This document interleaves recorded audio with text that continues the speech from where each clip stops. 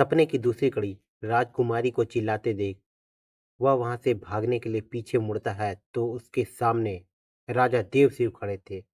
उनको देखकर वह बहुत डर जाता है। तभी भानसी की नींद खुल जाती है। भानसी सोचता है, आज तो बच गया, अच्छा हुआ यह सपना ही था। भानसी सुबह जल्दी उठ जाता है और जल्दी से हाथ मुंह धोकर समुद्र की ओर निकल पड़ता है। तभी देखता है कि किले के दरवाजे खुले थे। दरवाजे को खुला देखकर भानसी खुश हो जाता है और फिर समुद्र की ओर निकल पड़ता है।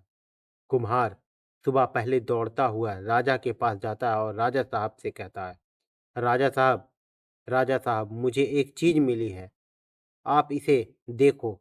और लालमणि राजा साहब को निकालकर हाथ में दे देता है।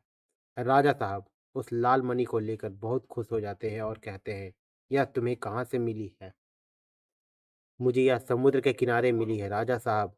कुम्हार उसको लाल मणि का इनाम देता है। कुम्हार इनाम को देखकर बहुत खुश होता है और वह इनाम लेकर चला जाता है। कुम्हार हाथ जोड़कर राजा साहब को प्रणाम करता है और वहां से चला जाता है। राजा देवी से लाल मणि को लेकर राजकुमारी के पास जाता है और राजकुमारी अपने कमरे में एक तोते से बातें कर रही थी। तभी राजा साहब कमरे के अंदर आते हैं और अपनी बेटी से कहते हैं, बेटी रूपमती, क्या कर रही हो? रूपमती कहती है, पिताश्री, मैं अपने इस प्यारे तोते से बात कर रही हूँ। राजा देव से अपने बेटी से कहता है, मैं तुम्हारे लिए एक उपहार लेकर आया हूँ।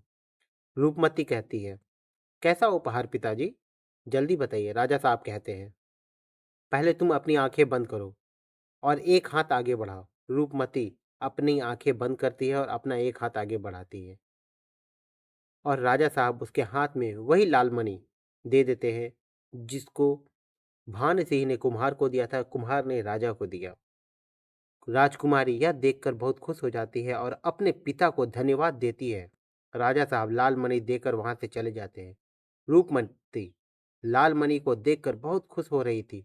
वह उस मणि को देखती रहती है, फिर सोचती है, क्यों न मैं इसे अपने हार में जड़वा लूं। राजकुमारी अपनी दासी को आवाज देती है और कहती है, हीरा दासी यहाँ आ जाओ। हीरा दासी उसके पास आती है और कहती है, हाँ जी राजकुमारी, बोलिए क्या बात है?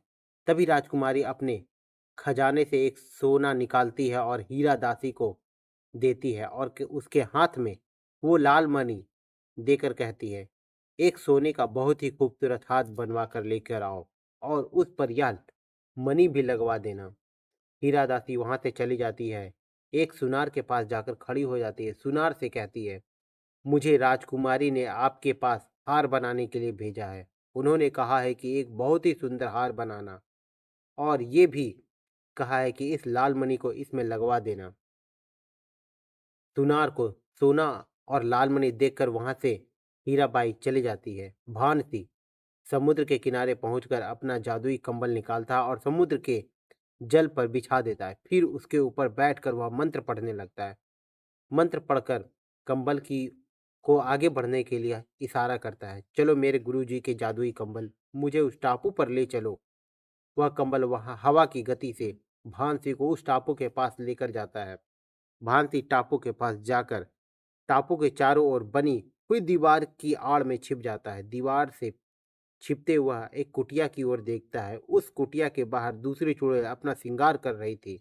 भांसी उस चुड़ैल का शीशा उठाकर वहां से भागता हुआ कंबल पर आकर बैठ जाता है। कंबल को आदेश देते हुए कहता है, चलो मेरे जादुई कंबल, समुद्र के किनारे चलो। उधर चुड़ैल उसका पीछा करते हुए कहती है, रुक जाओ, तुम कहाँ जा रहे हो मेरा शीशा लेकर? तुम्हें क्या चाहिए? जो तुम्हें चाहिए वह मैं सब कुछ दूंगी। भांसी एक बार भी पीछे मुड़कर नहीं देखता है और समुद्र के किनारे पहुंचकर खड़ा हो जाता है। तभी वह चुड़ैल भी उसके सामने आकर खड़ी हो जाती है। जैसे चुड़ैल उसके सामने खड़ी होती है, उसके मुंह से एक सफेद मणि गिरती है। भांति उसे झट से उठा लेकर अपनी जेब में रख लेता है। चुड़ैल भांति से कहती है, तुम कौन हो और तुमने मेरा शीशा क्यों चुराया? भांति कहता है, मेरा नाम भांति है, मैं तुमसे बात करने आया हूँ। क्या बात करनी है? मैं इंसानों से बात नहीं करती हूँ।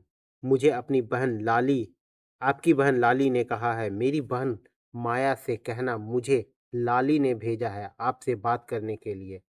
ठीक है, बताओ क्या कहना चाहते हो? भानसी कहता है, मेरे पिताजी को एक सपना आया था जिसमें एक कलंगीदार मुर्गा सोने की थाली में मोती चुग रहा था।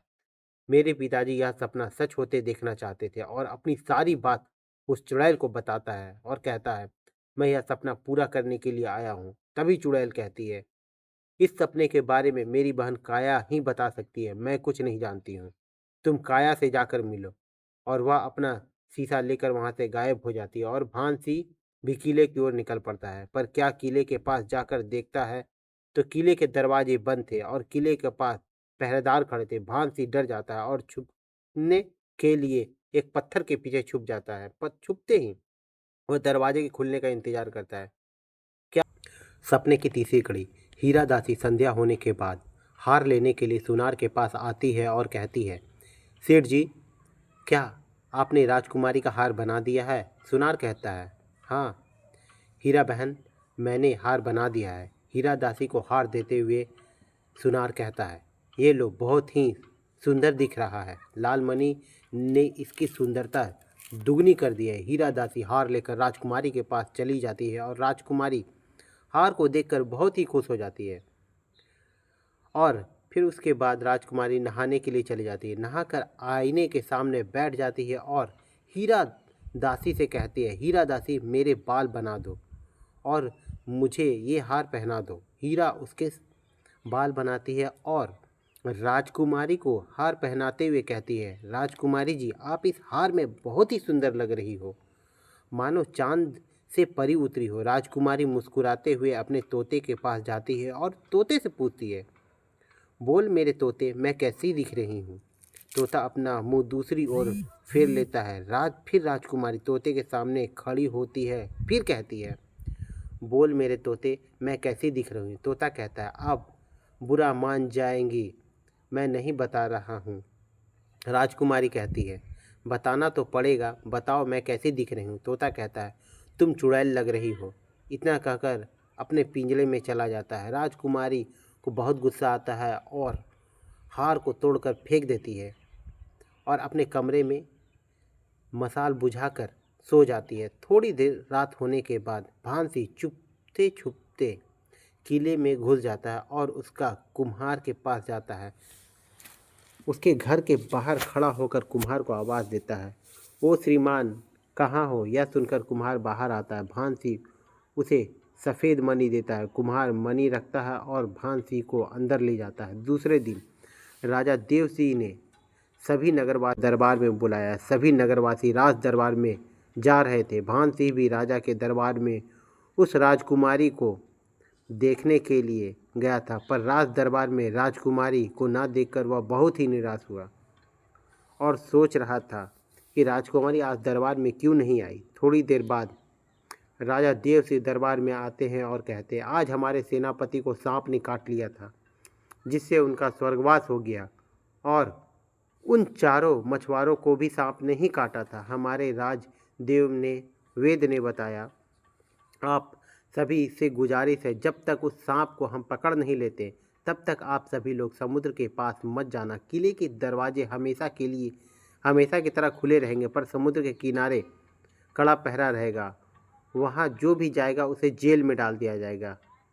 हमारे सैनिक बता रहे हैं कि समुद्र के भीतर से बहुत बड़ा सांप आता है, किसी भी इंसान को एक ही बार में निगल ले, इतना बड़ा है। कल उसके पकड़ने के लिए कुछ तांत्रिक बुलाए गए हैं। तब तक आप किले में ही रहना। सभी लोग राजा का आदेश मानकर चले जाते हैं।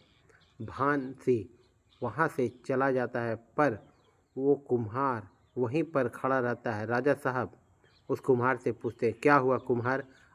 राजा साहब के पास आकर कुम्हार कहता है, राजा साहब, मेरी पत्नी को यह सफ़ेद मणि मिली है। राजा साहब उस सफ़ेद मणि को देखते हैं, वह बहुत ही चमकदार दिख रही थी। राजा साहब उस कुम्हार को कुछ चांदी के सिक्के देते हैं। कुम्हार उन सिक्कों को देखकर बहुत खुश हो रहा था और सिक्के लेकर वहाँ से चला जाता है। राजा साहब अपनी रानी से कहते हैं, क्या हुआ, आज रूपमती नहीं आई?